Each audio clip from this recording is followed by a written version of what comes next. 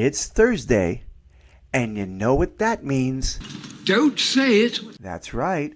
It's time for another visit to the 32nd century in San Francisco with those eager young space cadets at Starfleet Academy. Knew it, you son of a bitch! How's it going out there, everyone? W.F.S. here with you today, and that's right, we are going to be reviewing the 8th episode in Starfleet Academy.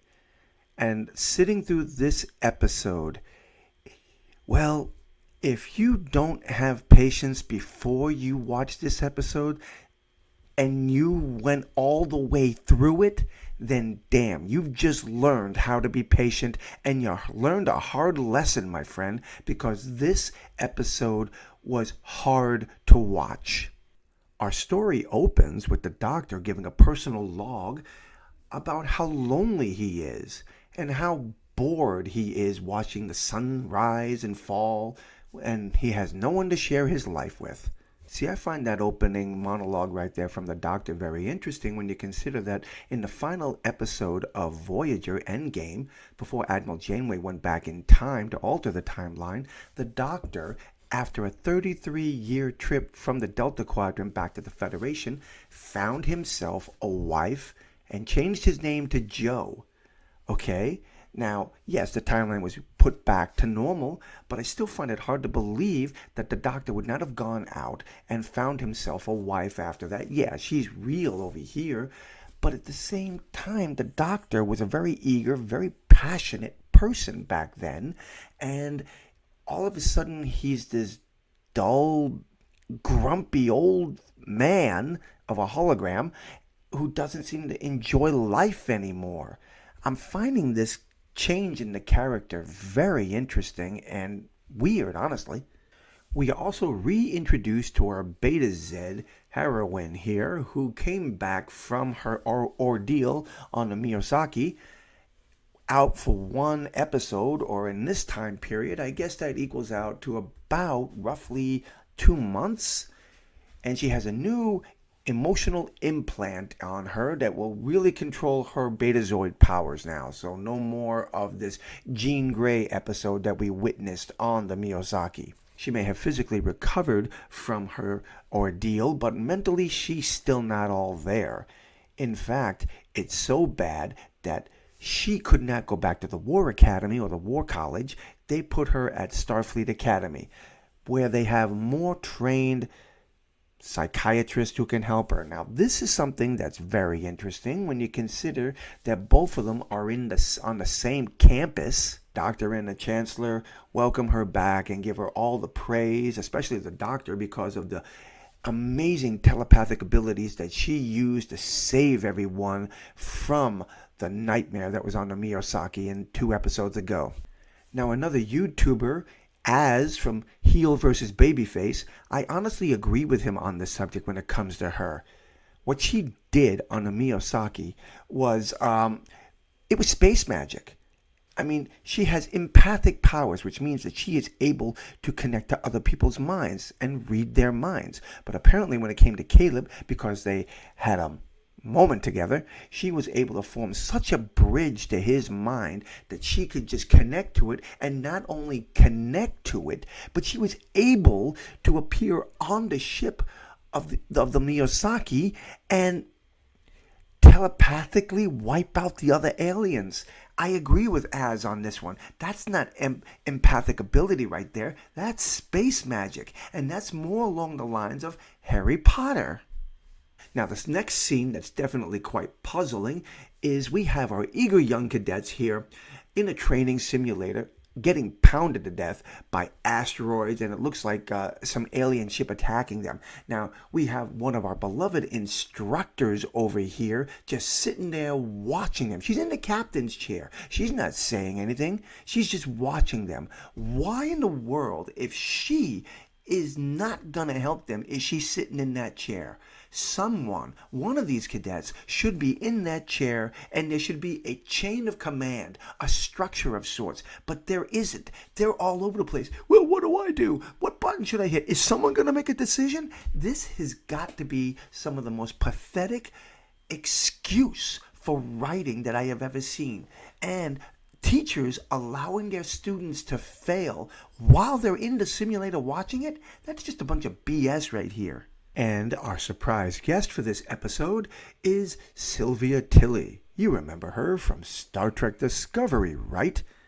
I mean, the writers of this show, I gotta say, her entrance into this episode, the writers are just so amazing. They must be really educated in classical art form, because listen to how she enters the room. Oh, you're all still asleep. Wakey, wakey, Erectogeno and Bakey. Eyes up, cadets. It seems that our cadets are still not over the issues that took place on the Miyosaki. They apparently are having an emotional breakdown, and that is why they can't connect. Never mind the fact that since this series began, you really haven't seen any emotional connection for these characters. In my opinion, they've just been soulless, empty people just walking around reading a script. But here we are with Tilly about to teach them about theater. Now, I've heard other channels complain about this and how theater is not something that you would see in a military school. But I've done some research on this, and apparently theater is taught in schools around the world. Military uses theater as a way of helping to express people's opinions and feelings. A movie that I absolutely loved from the 90s starring Danny DeVito, Renaissance Man. This is a story where the character Danny DeVito plays teaches military rejects who are about to be kicked out of the military how to use Shakespeare to help them. And they use it in such a way that it helps turn them into fine, lean soldiers that turn out to be very respectable in the service. While I agree the theater aspect of it wasn't a bad idea, and that really started getting my attention, the problem with this episode is the same that most of the other episodes have had. They're slow, boring, and nothing really happens. We have our Betazoid, Tamara, trying to figure out how to handle her situation, and at the same time wanting to get back with Caleb, and Caleb wants to get back with her, but she's just so psychologically messed up. She even gets drunk and then calls him out of his room one night and tries to seduce him. Before we move on to the rest of this plot, I want to talk about a couple of things that bother me here. One is the theater. The theater production they're about to perform is from the 1930s. Our Town. Never heard of it myself, but hey. Anyway, what is it with Starfleet Academy? No. What is it with modern day Star Trek and Kurtzman and this thing about constantly in every episode playing music that's from anywhere from the 1930s up to the 40s. I mean, good Lord, we're talking 1,000 years into the future, and that's the best type of music that you can come up with? Okay, we're going to move on to the one subject here, the one part of this episode that absolutely drives me crazy, and it involves everyone's favorite character, Sam. Remember back on the Miyosaki when she got hit by that blast, it damaged her programming. So she went off to this internet holographic patching company in Denver that supposedly created a patch for her. But apparently the patch failed. And she's been going...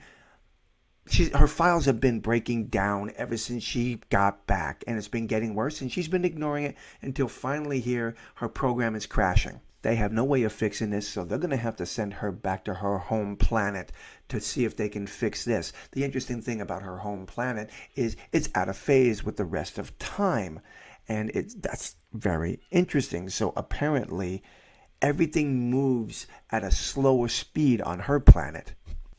Ever since Sam arrived at Starfleet Academy, she has been fascinated with the Doctor because of his lifespan and the fact that he's a hologram. She wanted him to mentor her, and that wasn't anything he wanted to do. In fact, in this scene right here, she's trying to encourage him that he could be a good mentor to her, and he's like, I don't want anything to do with that. All I want to do is want to cure you. Just leave me alone. I don't have time for any more of that nonsense. And she starts crying. It isn't nonsense. I want to live. I want to be loved. I want to feel this. I want to know what that feels like. And And the doctor's starting to feel a little compassionate, but he won't drop his guard because there's something holding him back. So the doctor refuses to open up to Sam because of the events that happened in season 3, episode 22 of Voyager, Real Life, where he was playing a dad on the holodeck and one of his children passed away. Now, this is bad writing. I'm sorry, this really is. Something that happened 800 years ago in this character's life experience. He should recognize by now life change, and there should be plenty of ways for him to grow emotionally. But instead, he chose to become an isolationist. And this is just some bad writing, which is what I really do not like about these new shows. The Doctor should have evolved beyond all this nonsense. He was a much chipper character in Voyager, and again in the end game, when they got back to Earth 33 years later, before Janeway altered the timeline, he was still a happy man. He even went out and married a human. So I'm finding these changes to this character really strange. The damage is beyond repair. There is no saving her. What? You'll just let this child go? What took us 2 centuries to build, you killed in 209 days. Your world did this, not ours.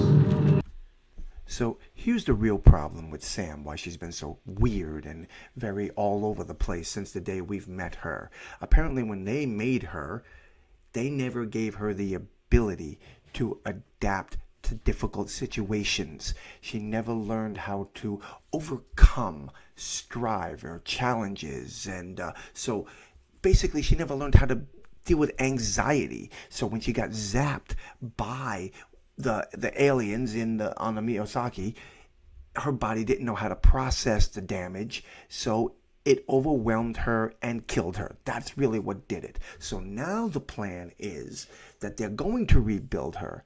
They're going to send the Doctor to this planet with her. She's going to be reborn as a baby, and the Doctor is going to raise her up 17 years. 17 years in their world will take about 2 weeks in ours. So they warn him, though, you will understand that this character will not be the same. She will change. She will have 2 different personalities to her. She'll have the memories from Starfleet Academy of 219 days, but on the flip side of that, she will have the memories of 17 years of being from a baby all the way up to 17 years. So this is where we are with this character. The Doctor is going to raise Sam. They're going to have a happy life together. And then 2 weeks later, they're going to go back to Starfleet Academy with a new found relationship and respect for each other. As for Tamara and the rest of the cadets, especially her and Caleb, she's just learned through this play, a 1,000-year-old play, that change is part of what happens, and we have to accept it, and we have to also accept that tragedy happens, and we have to learn how to adapt and move on. That really is the episode. That really is it. But the problem with this episode is that it took an hour and 2 minutes and 56 seconds for this to conclude. And it was the slowest, dullest episode out of all of them. And I am not the only one who feels this way. There are so many people who've already posted on YouTube saying how boring this was. In fact, one other critic came out and said he had to walk away from it and come back. It was so boring.